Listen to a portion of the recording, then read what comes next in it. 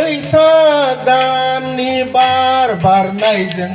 दाउ खौवौनि गाबनाय देंखोजों आगोला गोसो गावलिया गोसो गोसोनि खोथाखौ फोरमायगौमोन आगै गामि नुहुरनायनि गुफुर बालें-लें नायनो मोजां बैसाग दाननि बार बारनायजों दाउ खौवौनि गाबनाय देंखोजों आगोला गोसो गावलिया गोसो गोसोनि खोथाखौ फोरमायगौमोन आगै गामि नुहुरनायनि गुफुर बालें-लें नायनो मोजां